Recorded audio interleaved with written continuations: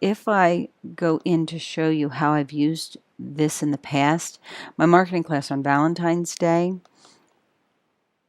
we're working on this.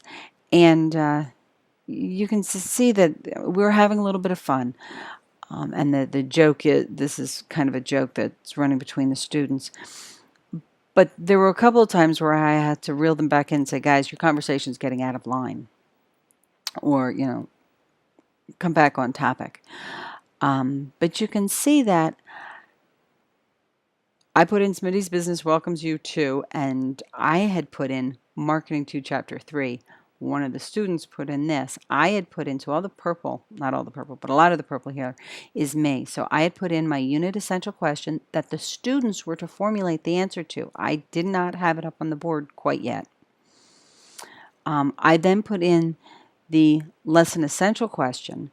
I asked them to name the 4 categories of sports, and then there are other categories of sports. And then I asked them to define our vocabulary. So I put in the vocabulary terms in bold, and then I assigned each student 3 questions. So this student had this dark purple had these 3 terms. The lighter purple had these 3 terms. The yellow student had these 3 terms. The salmon student had these 3 terms. Some of these terms are in actually Chapter 4, which is why there is no definition here. But what this does is it limits the students to only having to find their 3 terms. However, this light purple student benefits because the salmon student found the definition for a tangible product. So that the light purple student doesn't have to go out and find that, but can still use this pad as a study resource.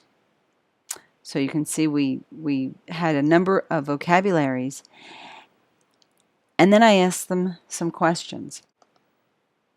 If I go back into, if I go into this Untitled 5 TitanPad, you can see the chat is still here, so that I could go in and see what students said. But over here, I asked them to, when they came in, I had this up and going, and I'm the salmon color now. And I asked them to each define what a core product is. And I had a bullet for each of them, and I asked them to put in their answer and then put their initials in parentheses at the end.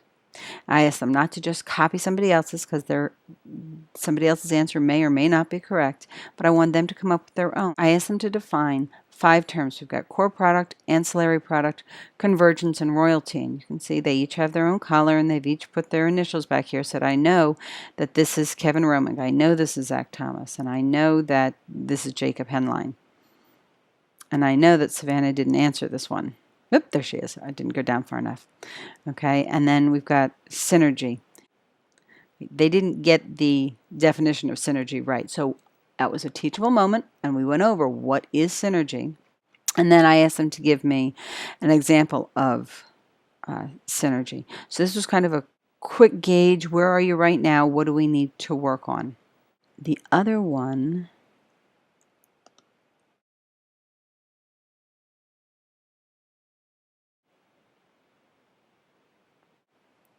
okay, I had previously, so that was Untitled 5. I'm back at Untitled 2, which is why it's good to put in your titles. I had done kind of at the end of the class, I had done this quick review. I ticket out the door, if you would. So I asked them to define marketing, the marketing concept, and define this and define these things. Then I put in 2 multiple choice questions. And so my questions are: assisting in the design and development of the new products is A, B, C, D, and then I asked them to put their answer here. Now, 2 of these questions were something else, and they changed it to C, and I just can't remember if they did that before we went over it under peer pressure, or if we had gone over it and then they changed their answer. But it gave them an opportunity to put in their answer, and I can see that I've got each of my kids in here because I've got each one of their colors. So that you can see that I can go back at any time. Like I said, I use this as a ticket out the door quick review of what did you learn today. You could use it as a KWL. The other interesting part to this is that there's a time slider on here. And if I click on this, it's going to open up a new tab, but it will give me this pad. It'll tell me who was what colors. And up here is a slider so that I can literally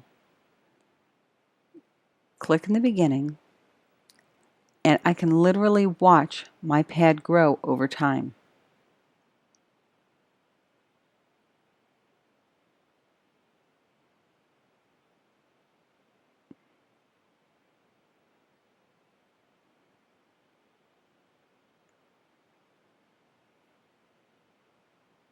So if there's something that you want to stop at and see what was going on, because even if the students go back and erase, this will show what they're erasing or who's doing the erasing.